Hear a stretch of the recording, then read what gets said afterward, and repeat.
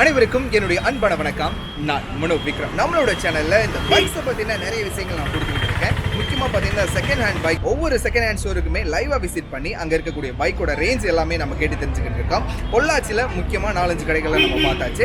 இப்போ வந்திருக்கக்கூடிய இடம் எதுன்னு பாத்தீங்கன்னா அஜய் மோட்டார்ஸ் தான் வந்திருக்கோம். ஆனா இந்த வீடியோல எதை பத்தி நம்ம பேச போறோம் அப்படின்னு பாத்தீங்கன்னா BS4 பைக், BS6 பைக், இந்த ரெண்டு பைக்குக்குள்ள வித்தியாசங்கள் என்ன, எதை நம்ம சூஸ் பண்ணலாம், எப்படி மெயின்டெனன்ஸ் இருக்கும் அப்படின்றத அஜய் மோட்டார்ஸ்ல இருக்கக்கூடிய பொள்ளாச்சியில் இருக்கக்கூடிய செகண்ட் ஹேண்ட் செல்லர் ஷோரூமுக்கு வந்திருக்கோம்.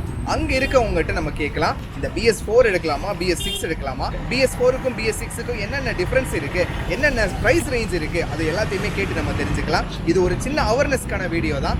மக்கள் யாரும் செகண்ட் ஹேண்ட் பைக் எடுக்கணும்னு நினைச்சீங்கன்னா அதில் BS4 எடுக்கலாமா, BS6 எடுக்கலாமா அப்படின்ற ஒரு குழப்பம் இருக்கும். அந்த குழப்பத்தை தீர்க்கிறதுக்காக தான் இந்த வீடியோவில் உங்களுக்காக BS4க்கும் BS6க்கும் செகண்ட் ஹேண்ட் செல்லர் சைடு இருந்து அவங்களுடைய அந்த எக்ஸ்பீரியன்ஸை பொறுத்து என்ன சொல்கிறாங்க அப்படின்றத இந்த வீடியோல நீங்க பார்க்கலாங்க. இந்த வீடியோவை ஸ்கிப் பண்ணாம பாருங்க. என்னோட சேனலை சப்ஸ்கிரைப் பண்ணிருங்க. அப்படியே கூட இருக்க பெல் பட்டன் அமைக்கிறீங்க. This is ManoVikram. வாங்க வீடியோக்குள்ள போலாம்.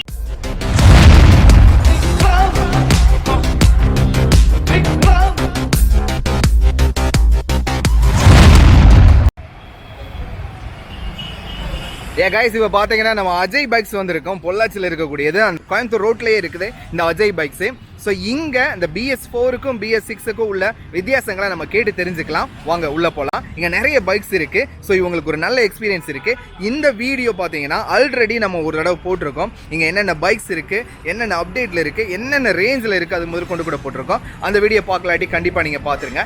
இப்போ நம்ம உள்ளே போய் கேட்கலாம், BS4ஆ BS6ஆ? அண்ணா வணக்கண்ணா.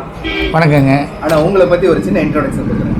என்ன பார்த்தீங்களா, நான் இந்த கடை வச்சு கிட்டத்தட்ட ஒரு 8 வருஷம் ஆகுது. இதுக்கு முன்னாடி இந்த பிஸ்னஸாக பண்ணிகிட்டு இருக்க ஒரு 22 வருஷமாக பைக் மெக்கானிக்காக இருந்து நான் பிஸ்னஸுக்கு வந்தவங்க. சாதாரண ஒரு 2 வீலர் மெக்கானிக் ஷாப், சிம்பிளாக ஒரு லோக்கல் கேரேஜில் வேலை பழகி டிவி சுசுகியில் சீப் மெக்கானிக்காக, இங்கே பக்கத்து பில்டிங்கில் சாரதி டிவிஎஸ்ன்னு இருக்குது, அங்கே டிவி சுசுகியில் சீப் மெக்கானிக்காக இருந்திருக்கேன் நான். அதுலேருந்து அதுக்கப்புறம் வெளியே வந்து நம்ம கேரேஜ் ஆரம்பித்து கன்சல்டிங் பண்ணிகிட்ருக்கோம்.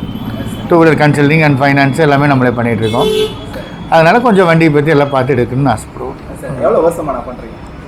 கிட்டத்தட்ட என்னோடய இயர் சொன்னேன், நான் 12 வயசில் மெக்கானிக்காக வந்தது. 32 வருஷம் ஆச்சு. 30 வருஷத்துக்கு மேலே ஆகுது பைக் அப்படின்ட்டு. நான் வியாபாரம் சொந்தமாக பண்ண ஆரம்பித்தது வந்து 2002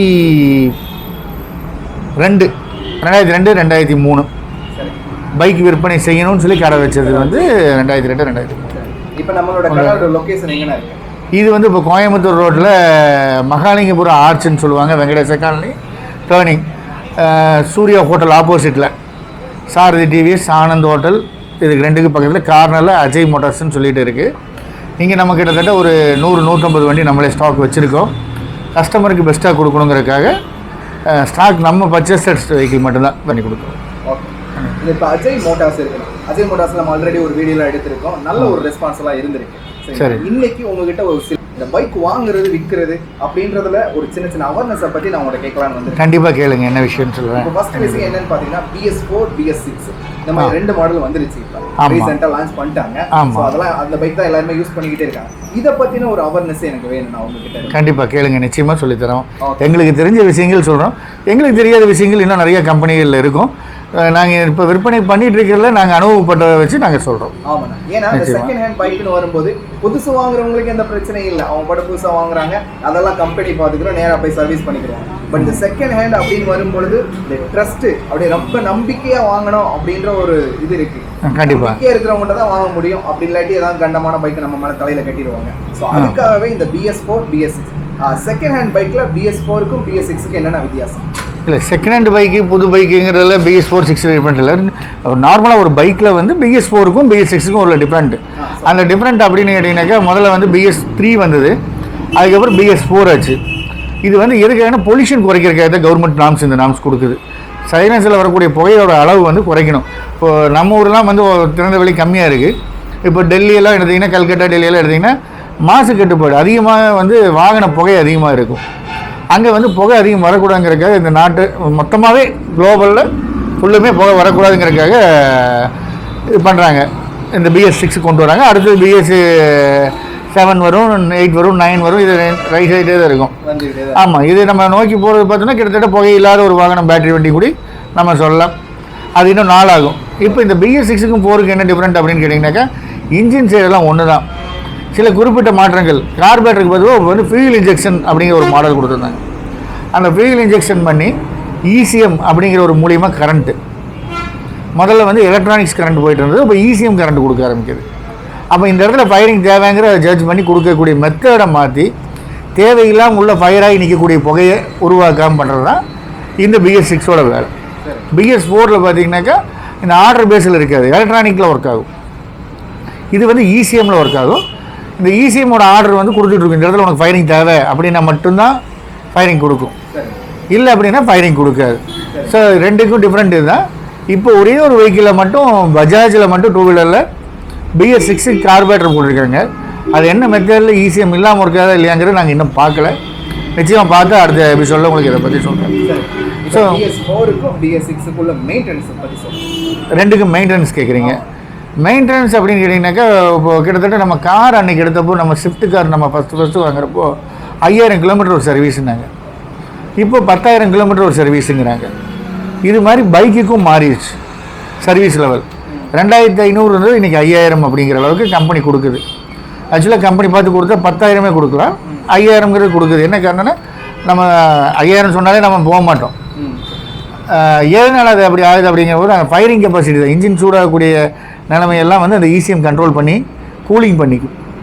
முதல்ல இந்த BS4ல் வந்து கூலிங் பண்ணாது, அதனால் வந்து சர்வீஸ் பண்ணும்போடைய டைமிங் குறைஞ்சிரும். அந்த என்ஜினில் இருக்கக்கூடிய ஆயில் வந்து சீக்கிரம் பர்ன் ஆகிடும், ஏன்னா நிறைய நேரம் ஃபயரிங் எக்ஸஸ் ஆகிட்டு இருக்கும். ஸோ இதில் ஃபயரிங் ஆகக்கூடிய டைமிங் மாறங்காட்டி உங்களுக்கு மெயின்டெனன்ஸ் ரொம்ப கம்மியாக இருக்கும், கரெக்டாக இருக்கும். தேவைப்பட்ட இடத்துல மட்டும்தான் மெயின்டெனன்ஸ் வரும். BS6 மாதிரி அதிகப்படியான மெயின்டெனன்ஸ் தேவையில்லை. அதே 2500 பண்ணுறோம் BS4 அப்படின்னா BS6 வந்து 5000 பண்ணால் போதும் ஒரு சர்வீஸ். அப்போ ஆயில் குவான்டிட்டி நமக்கு அதுக்கு உண்டான மாதிரி 2 மடங்கு நமக்கு குறைஞ்சிருது, ஒரு தடவை பண்ண வேண்டியது. இது சின்ன பைக்லேருந்து பெரிய பைக் வரைக்கும், பெரிய பைக் வரைக்குமே அப்படி தான் ஒவ்வொரு பைக்குக்குமே நாம்ஸ் கொடுத்துட்ருக்காங்க. இப்போ BS4க்கும் BS6க்குள்ள மைலேஜ் அந்த இதை பற்றி சொல்லுங்கள். மைலேஜ் நீங்கள் எங்கே எடுத்தாலும் ஒரே ஸ்டாண்டர்ட் தான். அந்த ஃபயரிங் ஆகக்கூடியது அதிகப்படியாக ஆக வேண்டியது குறைச்ச உடனே மைலேஜ் ஆட்டோமேட்டிக்காக BS4ல் அதிகரிக்குது. BS4ல் அதிகப்படியாக ஃபயர் ஆகி அந்த பர்ன் ஆகிறதுனால தேவையில்லாத இடத்துல அது ஃபயர் ஆகும்போது பெட்ரோல் வந்து வீணடிக்கப்படுகிறது. இதில் வந்து தேவைப்பட்ட இடத்துல மட்டும்தான் பெட்ரோல் கொடுக்கும், தேவையில்லாத இடத்துல அந்த காற்றுலேயே அது ரன் பண்ணிக்கும். அதோட ஆக்சிஜன் உள்ள ஏர் ஃபில்டர் வழியே இருக்கக்கூடிய காற்றுலேயே வந்து ரன் பண்ணிக்கும். ஸோ அதனால் என்னதுன்னா BS6க்கும் BS4க்கும் அதிகப்படியான பெட்ரோல் மைலேஜ் வந்து BS6 கிடைக்கும். ஒரு நார்மலாக ஒரு 50 கிலோமீட்டர் கிடைக்க வேண்டிய ஒரு ஸ்கூட்டரோ பைக்கோ எனி ஒரு 4 ஸ்ட்ரோக் வண்டியை BS4க்கும் BS6க்கும் டிஃப்ரெண்ட் பார்த்தீங்கன்னாக்கா BS6ல் வந்து உங்களுக்கு ஒரு 15 கிலோமீட்டர் வரைக்கும் அதிகம் கொடுக்குது. Customer of benefit, mileage or service ரெண்டுலேயுமே கஸ்டமர் பெனிஃபிட் தான் BS6 பொறுத்த வரைக்கும் நாங்கள் அனுபவப்பட்டதில். இப்போ BS4க்கும் BS6க்கும் நிறைய டிஃபரன்ஸ் இருக்கு. கண்டிப்பாக இருக்கு, டிஃபரன்ஸ் இருக்கு, மெயின்டெனன்ஸ்ல டிஃபரன்ஸ் இருக்கு. இப்போ இந்த செகண்ட் ஹேண்ட் பைக்குன்னு வரும்பொழுது, இப்போ நான் உங்க கம்பெனிலே வந்து வாங்க நினைச்சேன், BS4க்கும் BS6க்கும் இந்த ப்ரைஸ் டிஃபரன்ஸுங்கிறப்ப நீங்கள் கண்டிப்பாக வந்து BS6 வந்து போயிட்டுருக்கு, நார்மலாக தான் போயிட்டுருக்குது. BS4 வந்து இங்கே ரூரல் நம்ம கிராமப்புறங்களில் வந்து தெரியாமல் BS4 தான் எனக்கு வேணும்னு சொல்லிட்டு வர்றாங்க. அதனால BS6 விட BS4 ஒரு பாயிண்ட் ஜாஸ்தியாக விற்கிது. ஆனால் பெனிஃபிட் ஃபார் BS6 தான். ஒரு கஸ்டமருக்கு வந்து பெனிஃபிட் அப்படின்னா BS6 தான்.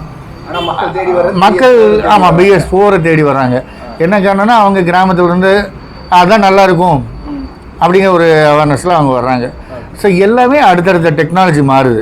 1000 ரூபா ஆகிட்டு இருந்த டியூப் லைட்டு இன்றைக்கி 250 ரூபாய்க்கு வந்துருச்சு அப்படின்னாக்கா டெக்னாலஜி அடுத்தது மாறுது. BS4 என்ன, BS3 என்ன, BS6 என்ன அப்படின்னு கேட்டால் இவங்களுக்கு லோக்கல் கேரேஜில் அதை ஒர்க் பண்ண தெரியல. அன்றைக்கி மாட்டின டியூப்லைட்டுக்காருக்கு அவர் சோக்கை ரெடி பண்ணுவார், ஸ்டார்டர் ரெடி பண்ணுவார், அந்த ஸ்டார்டர் சோக்கை பிரித்து அவர் காயில் கட்டுவார். ஆனால் இன்றைக்கி இருக்கிற அந்த ஸ்டிப்பை அவரால் வேலை செய்ய முடியாது. அப்போ வேலை செய்ய முடியாதனால அவருக்கு தெரியாதனாலையும் அவருக்கு வேலை பாதிக்கிறதுனாலையும் இது நீங்கள் வீட்டில் இருக்கிற நீங்களே அந்த லைட்டை கழட்டி மாட்டிக்கலாம். அப்போ நீங்கள் வந்து அது ஆட்டோமேட்டிக்காக நீங்கள் அந்த இடத்துல ஒரு மெக்கானிக்கை தொலைவ மாட்டீங்க. இது மாதிரி லோக்கல் கேரேஜில் வந்து அவங்களுக்கு ஒர்க் பண்ண தெரியாது. சரிங்களா? இப்போ இதில் வந்து OBD கேபிள்னு ஒன்று வரும். OBD கேபிளில் பார்த்தீங்கன்னாக்கா இன்னென்ன வேலைன்னு சொல்லி அதில் காமிக்கும். அதை நீங்கள் OBD கேபிள் போட்டு நம்ம மொபைலில் கனெக்ட் பண்ணிட்டாலோ லேப்டாப்பில் கனெக்ட் பண்ணிட்டாலோ இன்னும் வேலைன்னு காமிக்கும். நான் படிக்காதவன், எனக்கு அதை பற்றி தெரியாதுங்கிறப்போ என்ன பண்ணுவேன், நான் எனக்கு தெரிஞ்ச வண்டி தான் நான் ரெக்கமெண்ட் பண்ணுவேன். நானும் உண்மையில் படிக்காமல் தான் வேலைக்கு வந்தேன், எனக்கும் தெரியாது தான். ஆனால் நாங்கள் பூரா புது டெக்னிக்கை தேடி ஓடணும், அதனால எங்களுக்கு அது புரியுது. அடுத்தடுத்ததுங்கிறது ஒரு பாயிண்ட் வண்டியிலேருந்து எலக்ட்ரானிக் வண்டி ஆகிறப்போ பாயிண்ட் வண்டி தான் நல்லா இருக்குன்னு சொன்னாங்க. ஏன்னா எங்களுக்கு எலக்ட்ரானிக் பற்றி தெரியாது.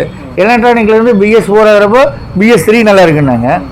BS4லேருந்து BS6 ஆகிறப்போ BS4 நல்லா இருக்குது. அப்போ BS3 வந்தப்போ BS4 வந்தப்போ BS3 தான் நல்லா இருக்குது, 4 நல்லா இல்லைன்னு சொன்னால் அதே மெக்கானிக் இன்றைக்கி BS6 வேண்டாம் BS4 நல்லா இருக்குங்க. அப்போ ஏன் அன்றைக்கி அவர் சொன்னார்? அன்றைக்கி அவர் வேலை பழகலை.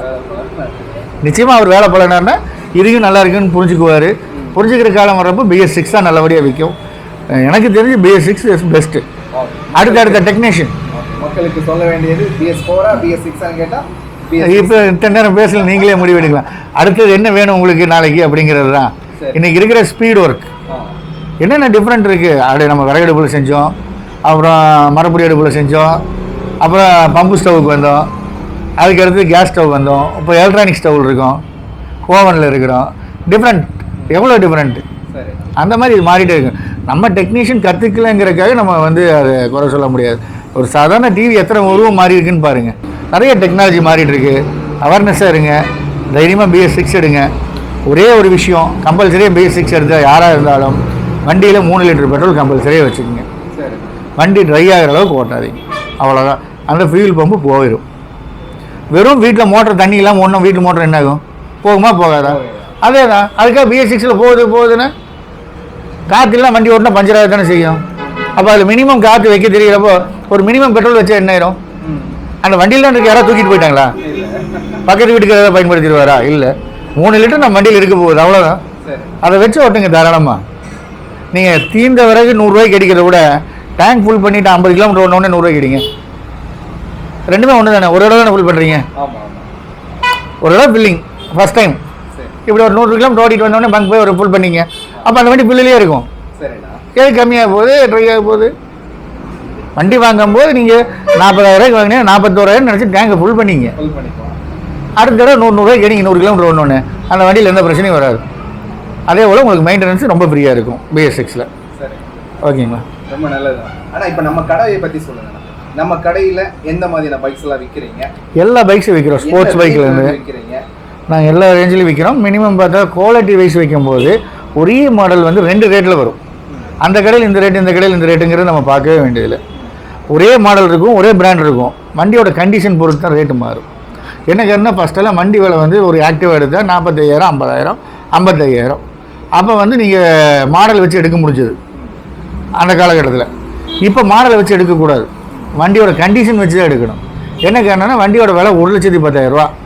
நீங்கள் மாடல் 16 அவர் 30,000க்கு வாங்கிட்டு வந்தார், நாம் 40,000க்கு வாங்குகிறோம் அப்படின்னு நினச்சிங்கன்னா அந்த வண்டி ரிப்பேர் வந்தால் 1,10,000 1,10,000 ரூபாய்க்கு என்ன கிளச்சு பிளேட் விலையோ அதே விலை தான் இதுக்கும் கிளச்சு வரும்.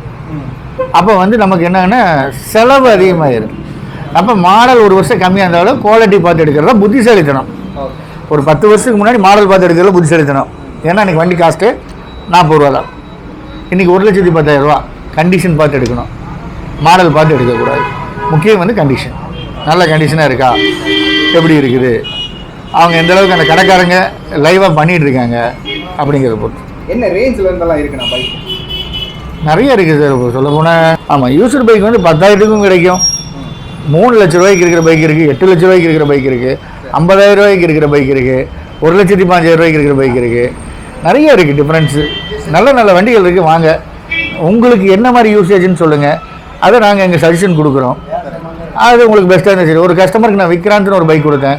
3 வருஷம் ஓட்டிகிட்டு வந்து என் லைஃப்பில் இது மாதிரி ஒரு பைக் அமையலைன்னு சொல்லிட்டு இப்போ எனக்கு மறுபடியும் மாற்றணும் போல் இருக்கு, நான் என்ன எடுத்துக்கிட்டோம் அப்படின்னு கேட்டு அவர் போன வாரம் கொடுத்து மாற்றிட்டு போகிறாரு. ஆனால் விக்ராந்த் உங்களுக்கு கேட்டால் நீங்கள் ஃபெயில் இருப்பீங்க, அவருக்கு கேட்டால் ஃபெயில் இருப்பீங்க. அந்த கஸ்டமர் 3 வருஷம் அது பெஸ்ட் வெஹிக்கிளாக ஓடி இருக்கு. நம்ம என்ன யூஸ் பண்ணுறோம் அதை வச்சு தான் வெஹிக்கிளோட லைஃப். ஆக்டிவான ரீவேல்யூ, ஹீரோவோட ஸ்ப்ளெண்டர்னா ரீவேல்யூ, யமகான ரீவேல்யூ. யமகா 1 மட்டும்தான் ரீவேல்யூ, வேறு எதுவும் ரீவேல்யூ கிடையாது. அதுக்கப்புறம் விண்டேஜ் பைக்ஸ். நீங்கள் அந்த ரீவேல்யூ சொல்லக்கூடிய ஆக்டிவா இன்றைக்கி 2002 எடுத்துவாங்க, நாங்கள் வாங்குறோமான்னு பார்க்கலாம். ரீவேல்யூ இருக்குல்ல, அப்போ அது விற்கணுமில்ல. 2000 மாடல் ஆக்டிவா கொண்டு வந்து வாங்குவோமா? வாங்க மாட்டோம். வேண்டாங்க, இது வேண்டாங்க. ஸோ ரீவேல்யூலாம் கிடையாது. அண்ட் ஃபஸ்ட்டு 5 வருஷம் தான். கண்டிஷன் பார்த்து வாங்குங்க. எத்தனையோ செல்ஃபோனில் நீங்கள் வந்து விலை கொடுத்து வாங்குறீங்க, அந்த செல்ஃபோன் ஒன்றும் பேசாது, இதே தான் பேசும். ஆனால் உங்களை தூக்கிட்டு போகிற வண்டி சேஃபாக இருக்கா, கண்டிஷனாக இருக்கான்னு பார்த்து வாங்க. செல்ஃபோன் நம்மளை சுமக்காது, வண்டி நம்மளை சுமக்குது. இந்த இடத்துல 1000 2000 பார்க்காம நல்ல பொருளை வாங்குங்க. இது என்னோட அவேர்னஸ். ரொம்ப நன்றிண்ணா, நிறைய விஷயங்களை எங்ககிட்ட பகிர்ந்துக்கிட்டீங்க. அஜய் மோட்டார்ஸ்ல இருந்து இந்த மாதிரி செகண்ட் ஹேண்ட் பைக்ல BS4க்கும் BS6க்கும் உள்ள நிறைய வித்தியாசங்களை சொன்னீங்க. எப்படி மெயின்டைன் பண்றது முதற்கொண்டு கூட எல்லாத்தையும் கண்டிப்பாங்க. ரொம்ப நல்லா இருந்துச்சுன்னா ரொம்ப நன்றி. அடுத்து நம்மளோட அப்டேட் சீக்கிரம் கொடுத்துடலாம். கண்டிப்பா தர்றாங்க. வண்டி வந்திருக்குன்னு சொல்லி சொன்னாங்க. அதனால வந்து அடுத்த அப்டேட் நம்ம கண்டிப்பா கொடுங்க. வண்டிகள் எல்லாம் பார்த்துட்டு போங்க. நிச்சயம். அனைவருக்கும் வணக்கம்.